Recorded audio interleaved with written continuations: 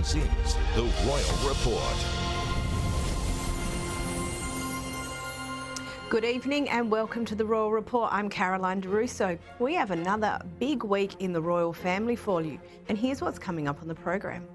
King Charles has some upcoming royal business in Dubai. We'll give you the latest. Harry and Meghan are reportedly fuming at Kate and William's Hollywood connections, and Russell Myers joins us freshly back from his trip to Kenya to discuss King Charles' first Commonwealth royal visit. But before we get to that, when we think of royal visits, we think of long winding journeys, pageantry, kids waving flags, and members of the royal family all dolled up, flanked by an entourage and surveying the landscape. Say something like this. The whole Republic of India in bidding the royal visitors a most warm welcome. In the weeks to come, Her Majesty would see much of both old and new India. The Queen rode in Dr. Prasad's car with the picturesque presidential bodyguard in escort.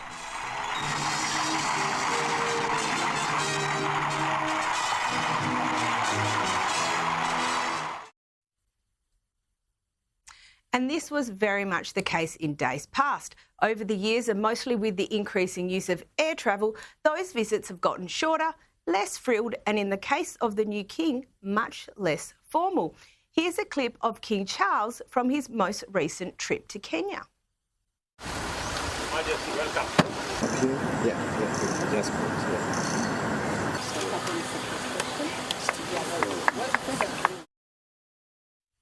We know the Queen had high regard for formality, but perhaps this is part of Charles's new, leaner, more modern, less stuffy royal family.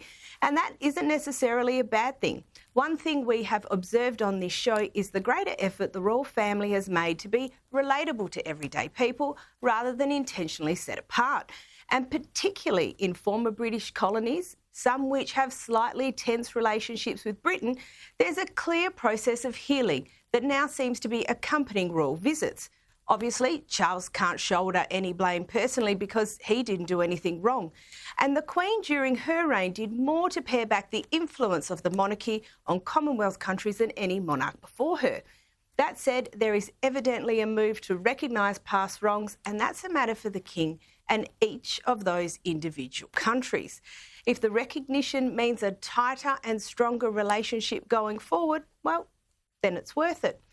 What is clear is that Charles is very much looking to have meaningful relationships with Commonwealth countries because the future of the Commonwealth requires everyone to have buy-in and, where necessary, a readjustment in the relationship with Britain.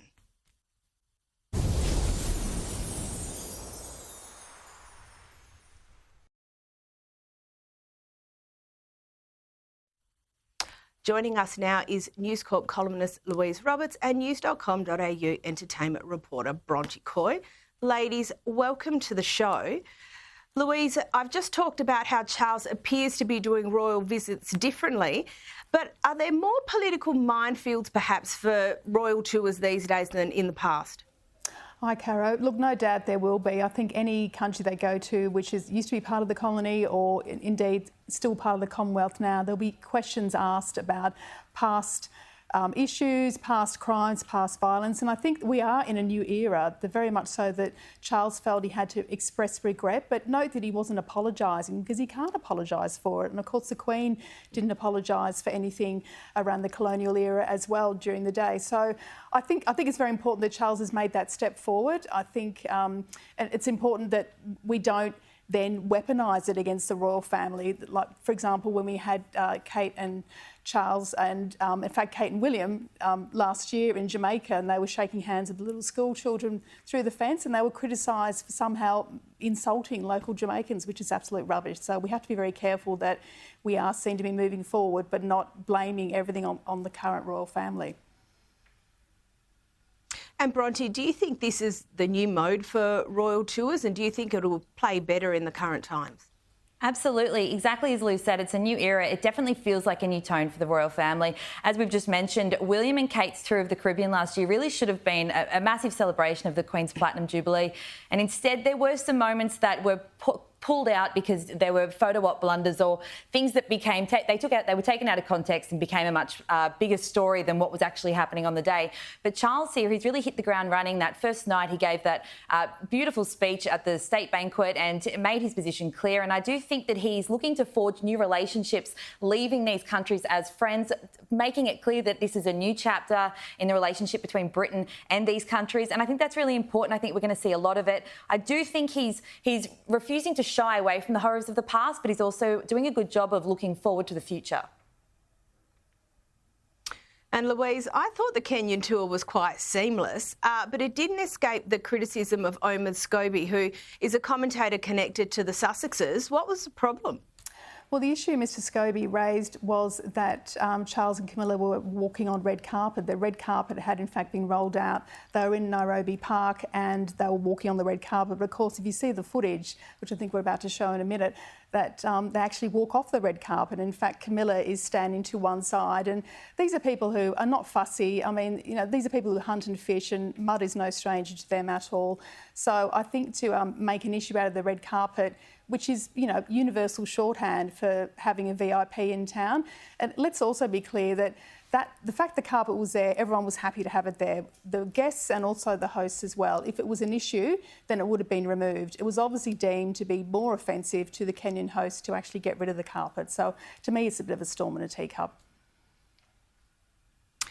Bronte, sticking with the Sussexes, there's a report this week that they're fuming because of Will and Kate's A-list connections. Look, they're the next king and queen. It's hardly surprising.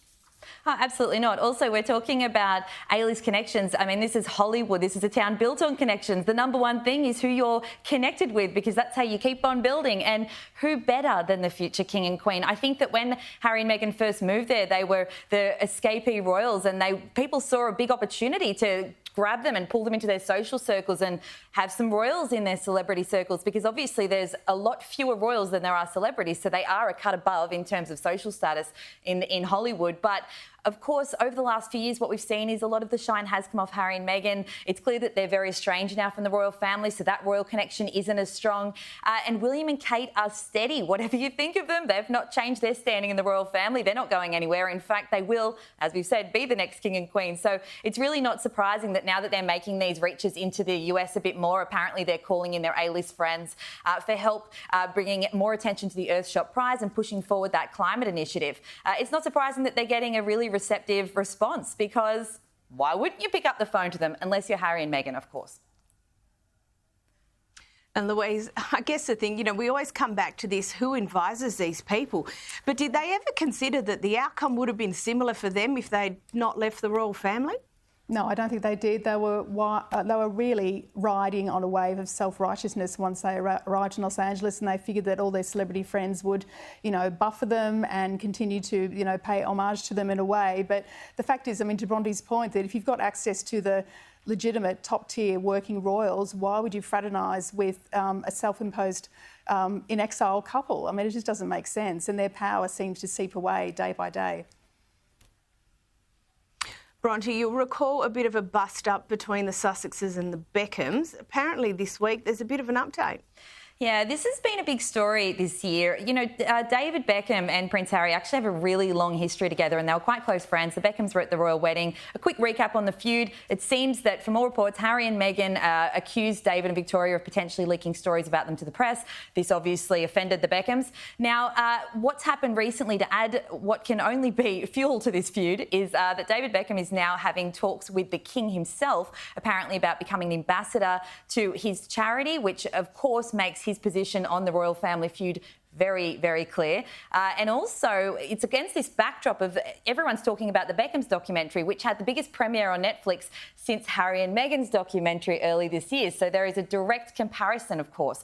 And the difference is that unlike Harry and Meghan's, which of course had huge ratings success, the drop-off after that was quite severe in terms of their popularity and then follow-up projects. If anything, it actually seems to have done a lot of damage to their reputation, as we've discussed on this show. But with the Beckhams, what's now now being spoken about is, them all over the world, but also a follow-up with Victoria Beckham potentially now having her own dedicated series for Netflix. They're riding high on a wave of popularity, and it's a real jarring position that they're in compared with Harry and Meghan's, and particularly with David now getting closer with the King, apparently.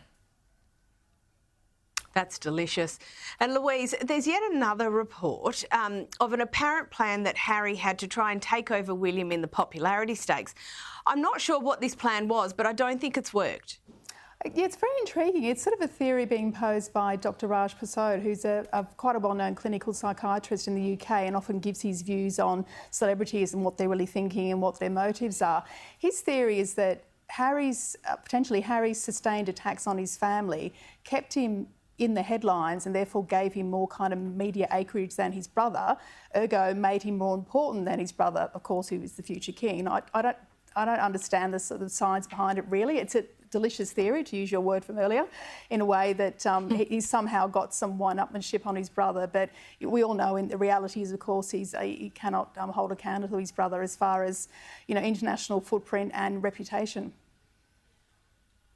Yeah, I think that's a very fair insight. And Bronte, on to Fergie. Everyone's getting covered tonight. Look, we know she's had breast cancer, she's had a mastectomy, but she's taking to TV to warn other women of the risks and to get checked. It's great to see her advocacy on this issue. It's obviously very personal for her, but it's excellent to see. Absolutely. Mostly what we've heard from Fergie in recent years is just her, speaking out in defence of Prince Andrew and things like that. So it's actually really nice that she's using her platform now in the wake of this, what would have been a devastating moment for her, of course, and the mastectomy that she got in June, to now be warning other women to keep getting checked. She's going to be on a UK panel show called Loose Women later this week, and which is a very popular show among women. And she's urging people to just make sure they stay up to date with those checkups because, as she said herself, she actually planned to skip her check that day, but her sister convinced her to go. So she's warning of what can happen because she had no symptoms at all, and it really was a massive shock to her when she got that cancer diagnosis. So I love seeing her use her platform for this. After all these years, it's funny, she's kind of a royal outlier at times, I suppose, but at the end of the day, people have great affection for Fergie, and she can really, send a message, and it's great that she's speaking up and using her platform for this. I think she does send a message, and there's something about her that I find really relatable and really everyday, and I think it works really well for her and it works really well for the royal family. Ladies, thank you so much for coming on the show this evening. Louise Roberts and Bronte Coy, thank you. Thanks. Now, coming up after the break, William and Kate have taken a wild ride for charity, plus King Charles has completed his first Commonwealth visit. Russell Myers joins us to discuss. Stay with us.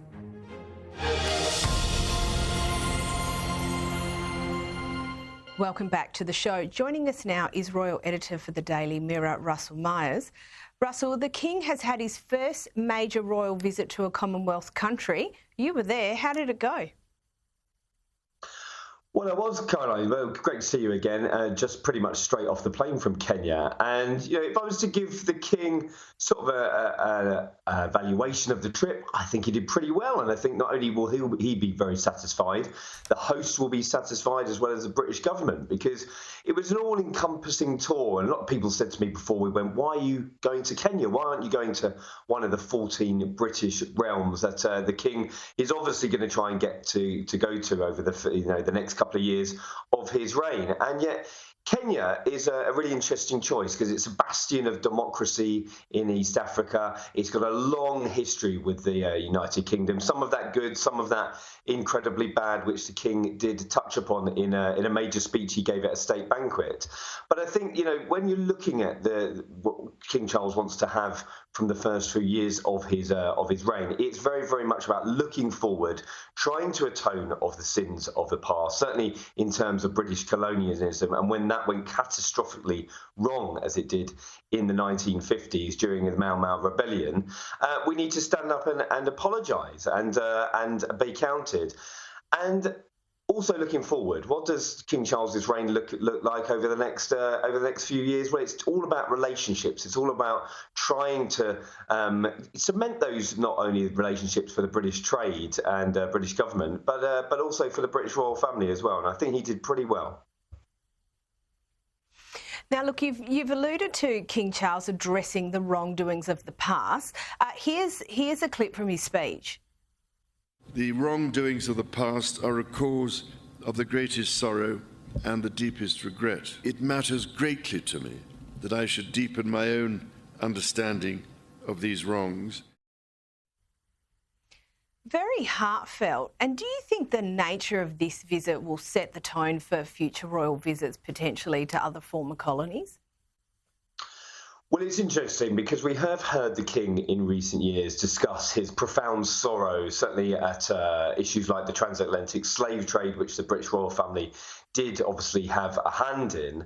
And yet, talking about atoning for the sins of the past, I mean, it didn't go as far as some critics wanted. They wanted a full apology, talk of reparations, which we've not only had in Africa, but indeed over in the Caribbean, certainly when William and Kate had their tour in 2022.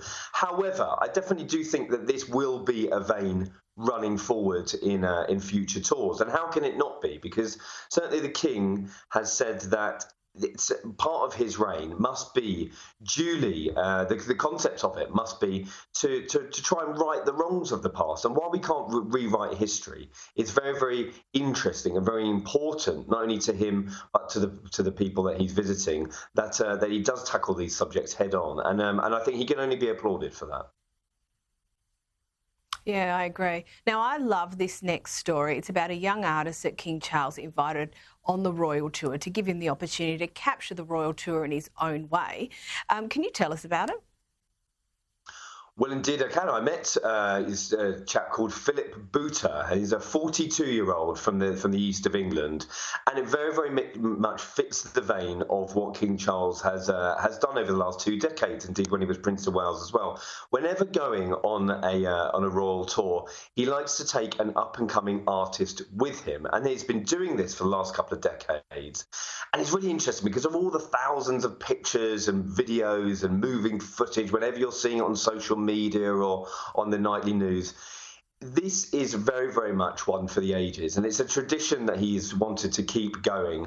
And what happens to these pieces? Several pieces are made from the tours, and he sits down with the artists. He doesn't influence them in any way. He doesn't tell them what he would prefer to be documented from the tour. But at the very end of it, he'll look at their interpretation, and he'll take 1 or 2 pieces to be added to the royal collection, and they'll sit alongside the Caravaggios and the Rembrandts, and it's just a fantastic way of keeping in touch with history, keeping in touch with the tradition, and shining a light on the sort of here and now, and being very much of the moment. And it's a great concept.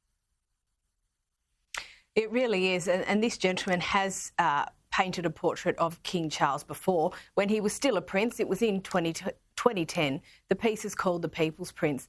No doubt a very talented gentleman. Now, while we're still talking about royal visits, the King is off to Dubai. What's the purpose of that visit? Well, this is interesting because obviously we know that the King is a lifelong environmentalist. We know he talks very avidly on the climate change topic, but he was stopped from going to the COP27 summit last year. And that was because Liz Truss, our Prime Minister, do you remember her, just for a matter of days before the government pretty much collapsed.